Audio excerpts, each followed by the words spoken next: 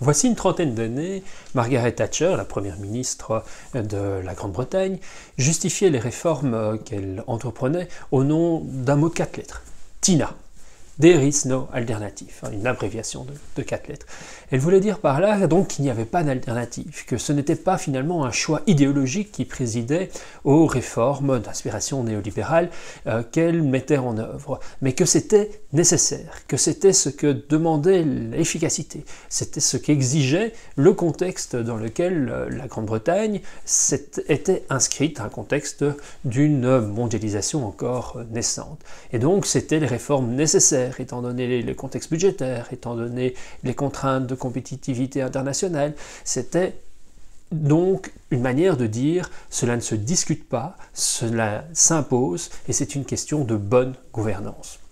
Et depuis 40 ans d'ailleurs, cette idée que les réformes mises en œuvre ne sont pas tant des réformes au sens de progrès sociaux, mais au sens d'adaptation de notre système imposé par le contexte mondial, imposé par les contextes budgétaires, est quelque chose qui a été très fréquent et qui explique ce à quoi je faisais allusion dans la capsule précédente. Donc parfois on a le sentiment que quelles que soient finalement les personnes en place, que ce soit des gouvernements de gauche ou des gouvernements de droite, la politique mise en œuvre est plus ou moins la même, parce que justement elle ne dépend pas de choix idéologiques, elle dépend de contraintes qui s'imposent à des gouvernants, qui doivent donc être des techniciens de la gestion publique, utiliser à bon escient les budgets publics, les ressources publiques, s'assurer de l'efficacité de leur politique, et efficacité qui est mesurée à l'aune essentiellement de la croissance du PIB, de la diminution du chômage et de l'équilibre des finances publiques. Et donc, je suis un bon gouvernant si je parviens à assurer que notre espace économique est le plus attractif pour les investisseurs, donc compétitivité, que dès lors je crée de l'emploi, ce qui génère de la croissance, et que je ne dilapide pas les ressources publiques en permettant donc d'assurer un équilibre budgétaire. Cette bonne gouvernance est finalement une forme de réduction à zéro du politique comme étant, au contraire de ce que voudraient les républicains, donc comme étant le lieu où une société définit son projet de société, le lieu où une société fait ses choix, le lieu où une société définit la manière dont elle souhaite vivre.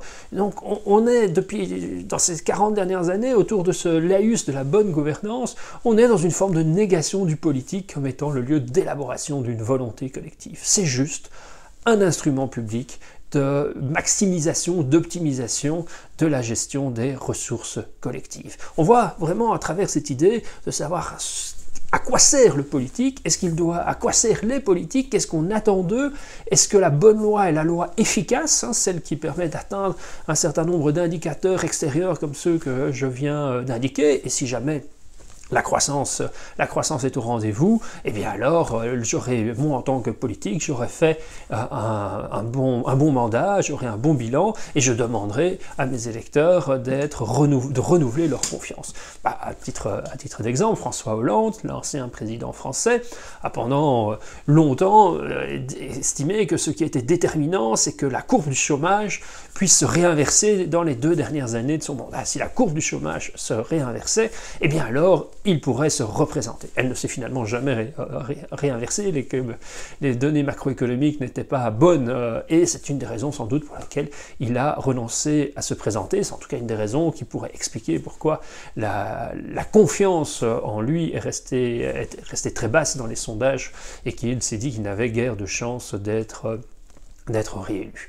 Quoi qu'il en soit, donc, c'est vraiment cette idée que ce qui compte pour le politique, c'est d'assurer cette bonne gouvernance, cette efficacité dans l'utilisation des ressources publiques, et dont le comble serait d'utiliser ces ressources publiques à son profit personnel, dans des situations donc de conflit d'intérêts ou tous les problèmes éthiques qui sont apparus parfois dans des cas plus spécifique qu'on le croit, c'est moins généralisé qu'on a tendance parfois à le croire, mais donc les affaires, comme on a pu entendre, qui ont défrayé la chronique dans plusieurs pays, dont le nôtre, où manifestement il n'y avait pas la probité suffisante dans la manière dont des responsables politiques ont utilisé les ressources publiques. Mais quelque part, cette situation-là n'est qu'une radicalisation de cette exigence de bonne gouvernance, et même d'un point de vue républicain, même si vous avez des bons gouvernants qui utilisent de manière efficace les ressources publiques, ça ne suffira pas. Ça ne suffira pas parce qu'ils attendent fondamentalement autre chose du politique. Et quelque part, c'est sans doute ce que les populistes ont mieux compris et qui explique par exemple, c'est pourquoi Trump a battu Hillary Clinton la dernière fois. Alors qu'Hillary Clinton était peut-être, si on regardait un CV, celle qui avait le CV parfait pour être la bonne gouvernante, la bonne gestionnaire, celle qui avait le plus d'expérience. Il y avait même probablement absolument pas photo entre l'expertise technocratique d'Hillary Clinton et celle de Donald Trump. Par contre, Donald Trump, ce qu'il est parvenu à faire, c'est à incarner la colère d'un certain nombre de citoyens. Des citoyens qui se reconnaissaient en lui, qui reconnaissaient leur colère dans le message que Donald Trump portait. C'est ce besoin pour des politiques, non pas d'être des bons gestionnaires, mais d'être des représentants au sens fort, c'est-à-dire des personnes dans lesquelles les citoyens se reconnaissent, des personnes qui ont l'impression de parler à travers leurs représentants. C'est peut-être ça donc que les populistes parviennent plus facilement à saisir que les représentants politiques qui visent cette bonne gouvernance. Et donc cette montée du populisme illustre l'insuffisance d'une conception libérale de la bonne gestion pour rendre compte des attentes des citoyens par rapport aux politiques.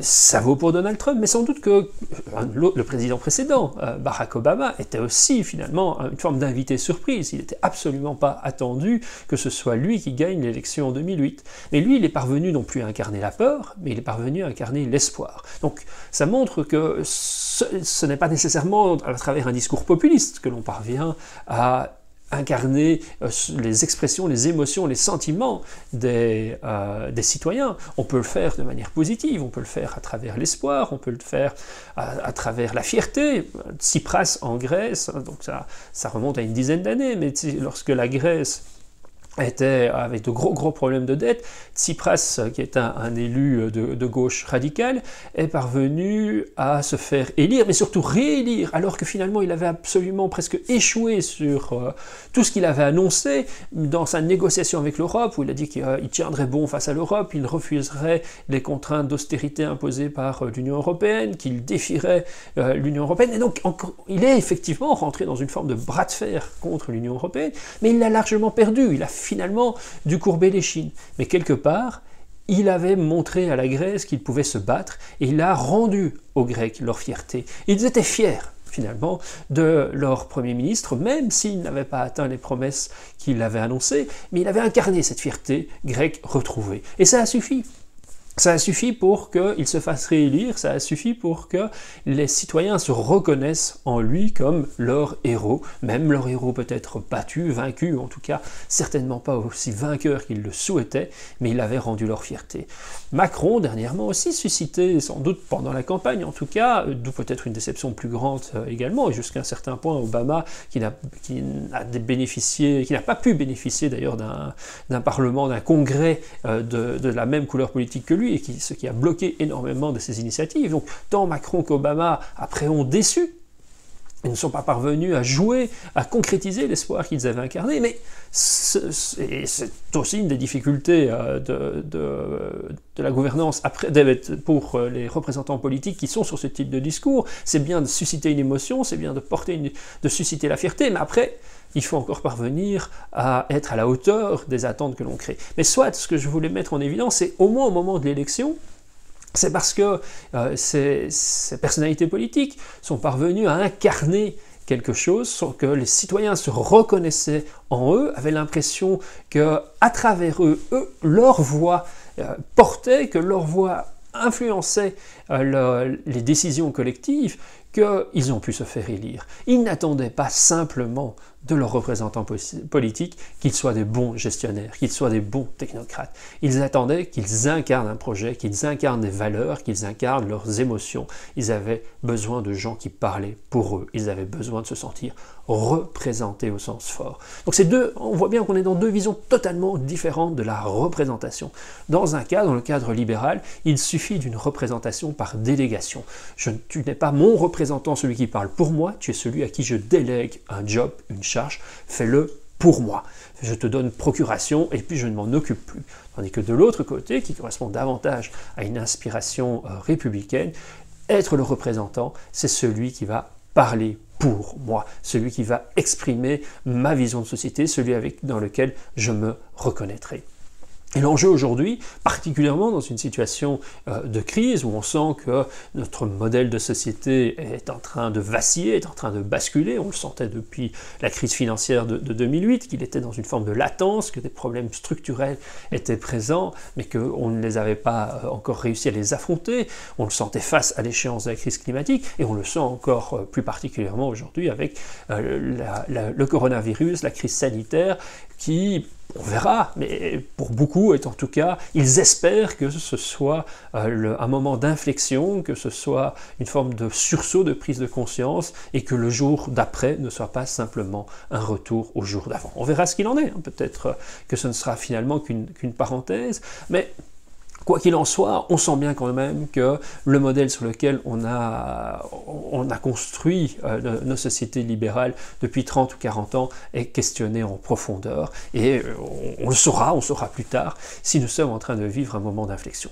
Mais dans ces périodes de doute, dans ces périodes de questionnement, encore plus particulièrement, on attend du politique qu'il soit porteur d'un projet de société et pas simplement d'un technicien de la gestion des affaires publiques.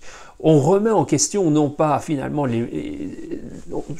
je reprends, on ne demande pas simplement aux politiques qu'ils soient capables d'identifier les bons moyens pour atteindre des objectifs qui sont consensuels, la croissance du PIB, la réduction du chômage, l'équilibre des finances publiques. On attend du politique qu'ils se battent pour imposer de nouveaux objectifs. Le débat politique ne porte plus sur les moyens, il porte sur les finalités, les objectifs que l'on doit poursuivre, le projet de société, le modèle de société que l'on entend mettre en œuvre. Et donc là, on retrouve, me semble-t-il, on est donc dans un moment extrêmement politique, et on retrouve une inspiration plus républicaine que celle que l'on a pu avoir ces 40 dernières années.